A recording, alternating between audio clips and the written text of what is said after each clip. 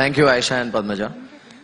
Vishal, thanks for joining us. Rajan, thanks for joining us. I'll start with Vishal because everybody is talking about AI and ChatGPT.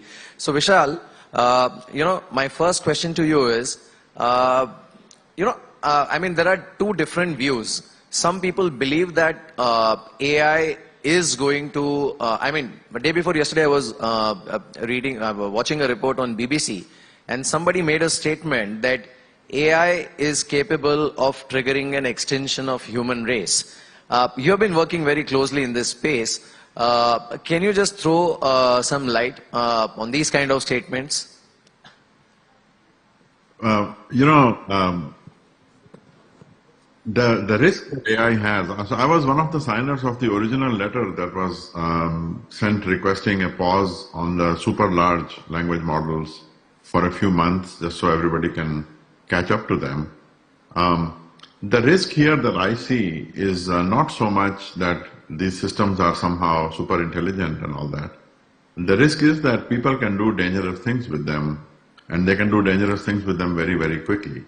And at a very large scale. It is an unprecedented scale at which damage can happen. So this is the risk that we see, and I think we need to keep that separate from an assessment of whether these systems are intelligent or not.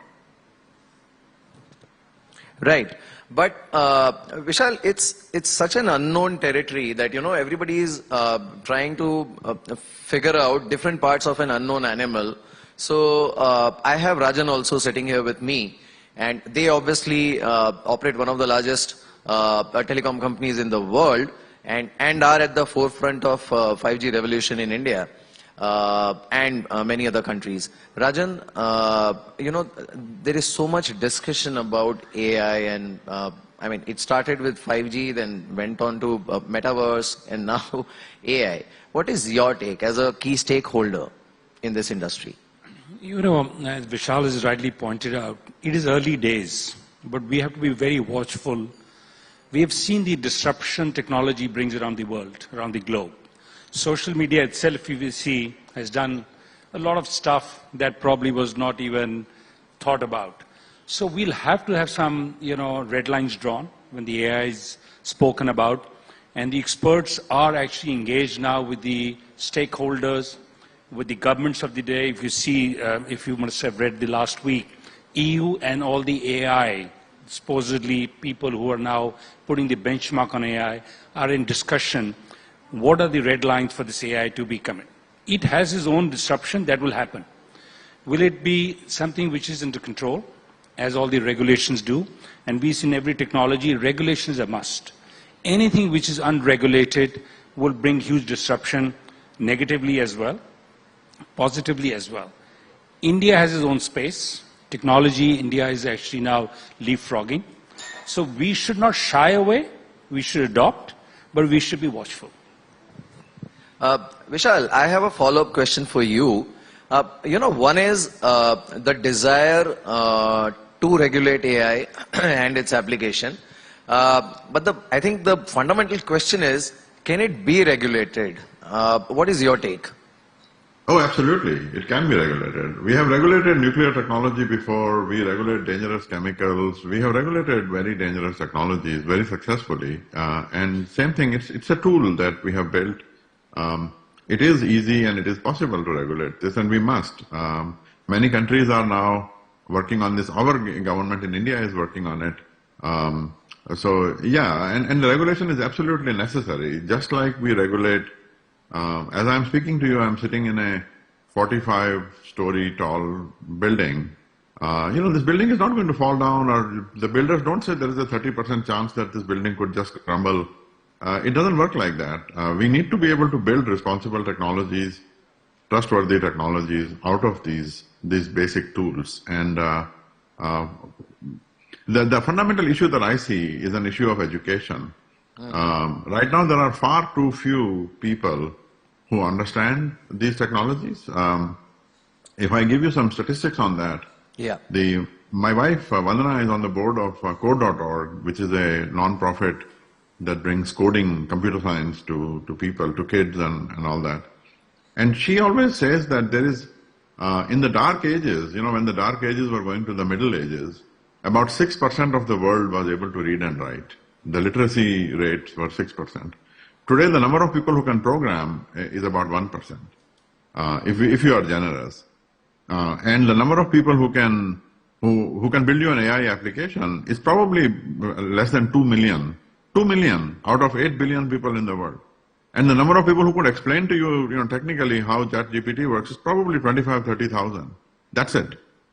So this number needs to be 100x, 1000x higher. And I think that's, for India, for us, that is the huge opportunity, is to be able to not just create users of this technology, but builders of this technology, who are able to, and that removes the fear of it, that removes the mystery around it. The more that we understand it, the more we are able to do something with it, and we shed the fear of it. Right. So Vishal, this whole fear and, sort of statements that we keep reading that AI will take jobs and do those kind of stuff, you believe that that's highly misplaced? It is. Well, if people sit still and don't learn and don't understand how these technologies can improve the work that they do, then for sure it will take those jobs. But if people start to use these technologies to improve their productivity and do new things with it and do things better with it, then this will be a great productivity enhancer, a great amplifier of our abilities.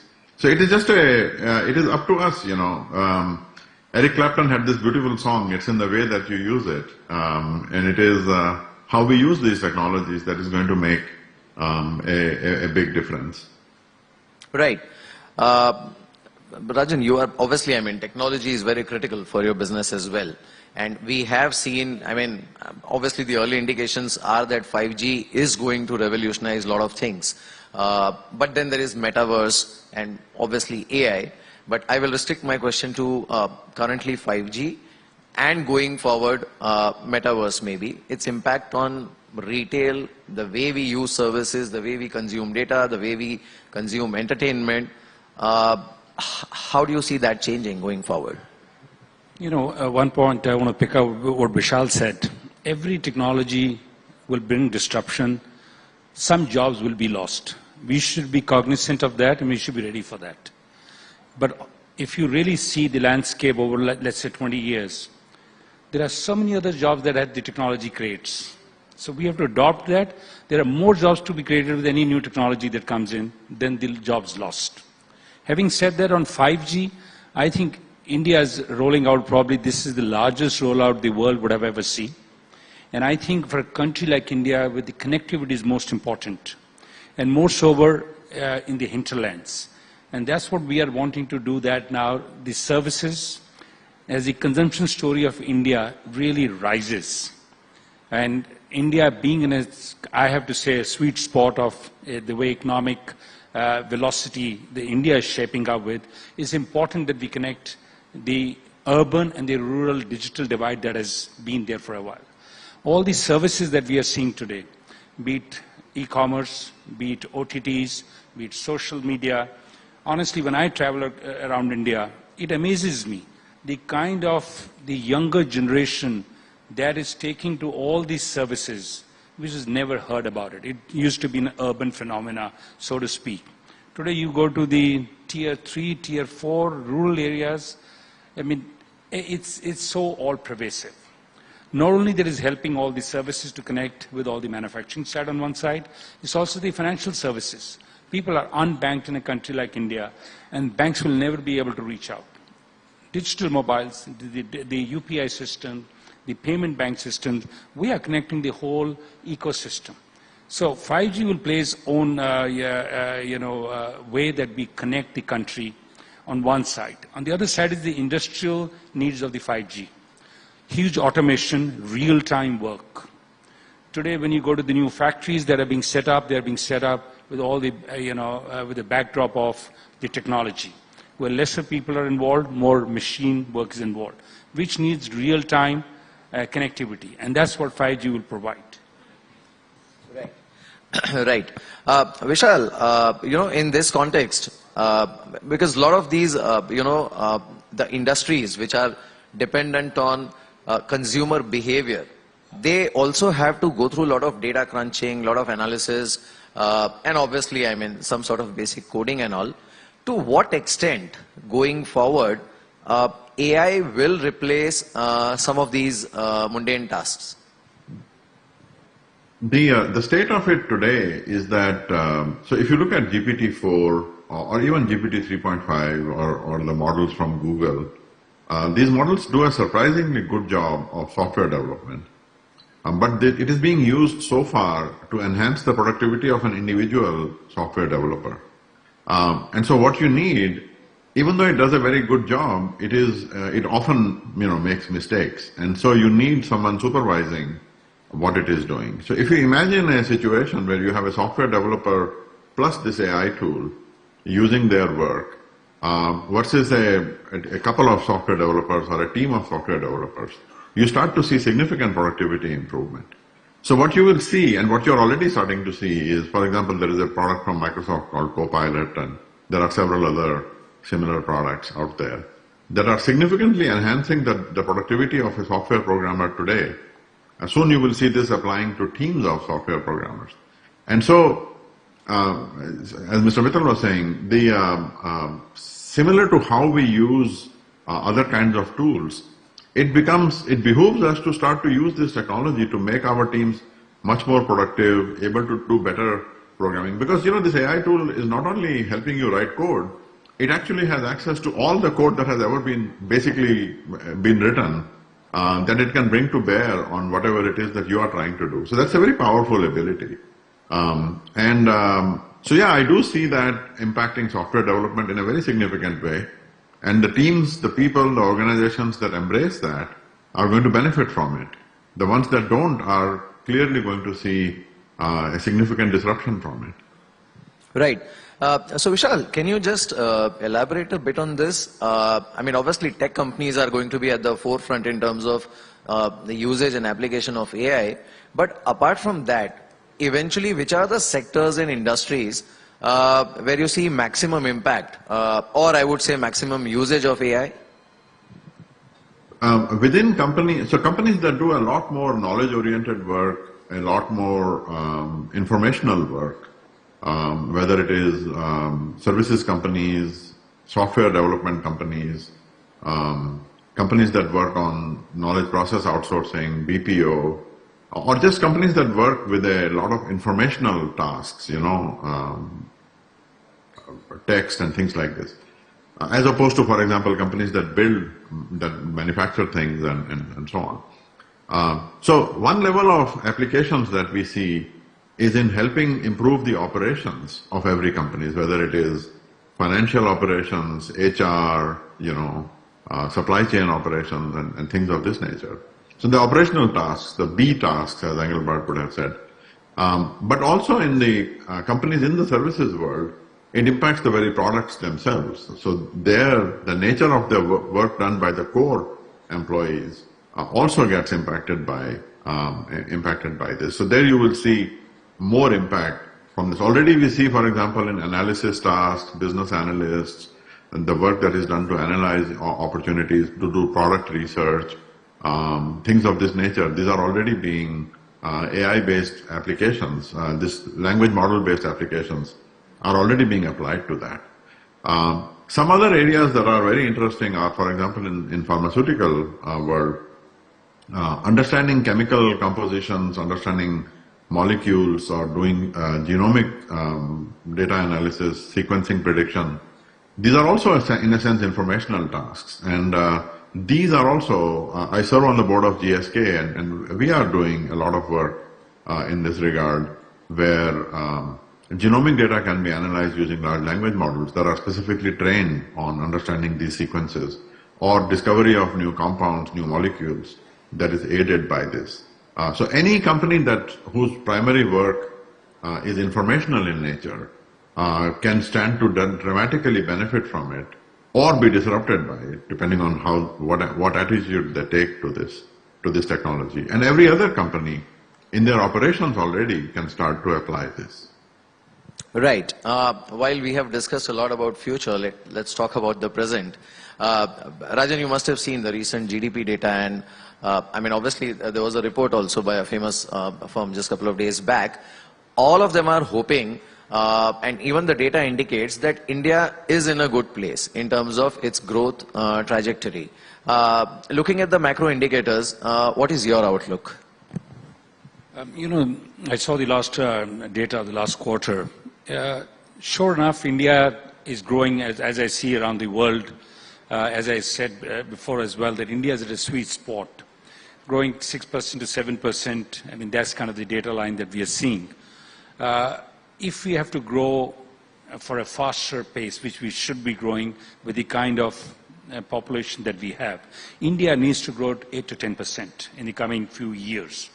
And for that, the facilitation of the government side, I can tell you from a business point of view, is extremely important. The way government is coming around to helping the sectors that are defining how the growth will happen. We are seeing manufacturing, which has been a laggard for many, many years. This government has taken upon themselves to bring manufacturing to the forefront. At 17% of the GDP on a manufacturing moving to 25% is a needle which has to move. But the work has already started. The entire PLI scheme that we see, entire Atmanirbhar we are seeing, this will propel the growth on manufacturing. Services is at 58 to 60%, depending how we see the data, is also growing, but manufacturing needs to keep that pace. India will grow. There is no doubt about that, and I can tell you we've seen the numbers which the reports have alluded to it, not only in terms of the top line, but also on the consumption side, because both have to play in tandem. Last 3 years have been challenging years for the entire globe, including India as a black swan event, but I think India has emerged very strongly out of that.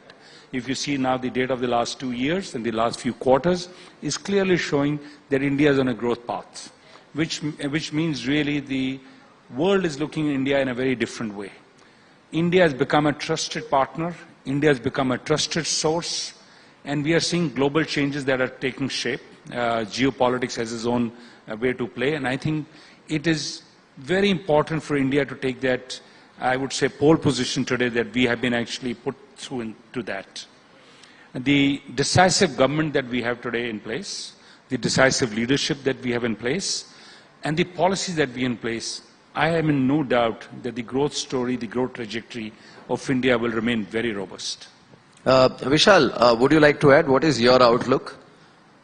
It is one of the shining spots right now in the world. You look around, there is all this doom and gloom everywhere, except in India. And so, in a sense, there is such a positive feeling, spirit, and incredible work that is happening from across the board in all sectors. The spirit of entrepreneurship and a can-do attitude. It is incredibly impressive and infectious. So I think in a way, when I look at the future, I see that in a world that is going to be transformed by AI, by these technologies, India can play such a fundamental role not only for India itself but for the entire world. And I think we need to unleash our innovative spirit and solve the big problems that are out there. It is right now our canvas, ours to build on. Right. Very quickly, Vishal, last question to you. Like Rajan also mentioned, we need to eventually get to growth rate of maybe 8 to 10%, looking at the kind of population and looking at the kind of working population that we have. Now, how we can effectively leverage, let's say, technologies like AI, generate enough jobs, educate people about it, and again sort of emerge as a leader the way we did back in the day in software industry. By training, by education, having a tremendous focus on that, we have to always look at the number of people who can use the technology, the number of people who can build with this technology, the number of people who can actually build the next generations of ChatGPT and GPT-4 and what have you. The more that we can enable these numbers, and we have massive numbers, we are a young country.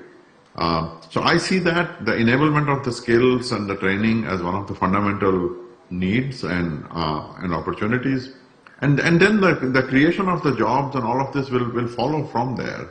The world is looking for technology like this. One thing that I feel particularly good about is that the number of global products that are coming out of India has increased significantly in the last few years. It used to be that we provided services to others and so forth, but now we are building innovative products which are global in nature. And I think this needs to be really multiplied and encouraged even more. And so the way it works is, Steve Jobs always said you connect the dots looking backwards. The employment, the prosperity are all consequences of the fact that you have such a workforce that is able to innovate like that.